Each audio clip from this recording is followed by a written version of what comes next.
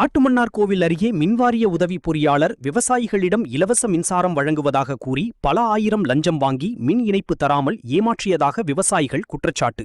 விவசாயி பேசிய ஆடியோ இணையத்தில் வெளியாகி பரபரப்பு ஏற்பட்டுள்ளது. பல விவசாயிகளிடம் லட்சக்கணக்கான ரூபாய் மோசடி செய்து லஞ்சப்பணத்தில் சொகுசு வீடு, சொகுசு காரில் வலம் வருவதாகவும் பொதுமக்கள் குற்றச்சாட்டு எழுந்துள்ளது.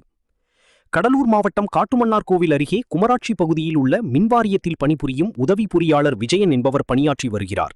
இவர் பொதுமக்கள், விவசாயிகளிடம் விவசாய நிலத்திற்கு இலவச மின்சாரம், மாற்றம், பழுது சரி செய்தல் உள்ளிட்ட பணிகளுக்கு பல ஆயிரம் ரூபாய் வரை பணம் கேட்பதாக பல்வேறு குற்றச்சாட்டுகள் எழுந்துள்ளது. தற்போது குற்றச்சாட்டிற்கான ஆடியோ ஒன்று இணையத்தில் வைரலாகி அதிர்ச்சியை ஏற்படுத்தியுள்ளது.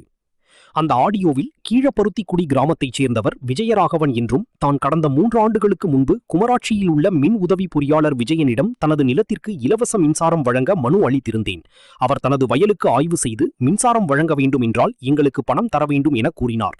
நான் உடனடியாக அவரிடம் 4500 பணம் கொடுத்தேன். இதுவரையில் எங்களுக்கு இலவச மின்சாரம் வழங்கவில்லை எனவும், மேலும் இது குறித்து கேட்கப் போனால் ஆட்சி மாறிவிட்டது என கூறுகிறார்கள் என தெரிவித்திருக்கிறார்.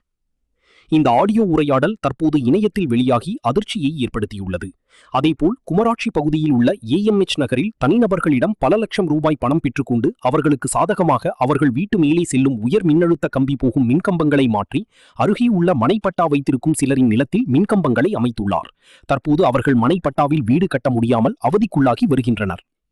எனவே உயர் அதிகாரிகள் விவசாயிகளிடம் லஞ்சம் பெற்று இலவச மின்சாரம் வழங்காமல் அலைக்கழிக்கும் உதவி பொறியாளர் மீது உரிய நடவடிக்கை எடுக்க வேண்டும் என விவசாயிகள் மற்றும் பொதுமக்கள் சார்பில் கோரிக்கை எழுந்துள்ளது. குற்றச்சாட்டு குறித்து சம்பந்தப்பட்ட ஊழியர் விஜயனிடம் கேட்டபோது, சிலர் காழ்ப்புணர்ச்சி காரணமாக என் மீது பழி சுமத்துவதாகவும், அதுபோன்று எதுவும் நடைபெறவில்லை என விளக்கம் அளித்தனர்.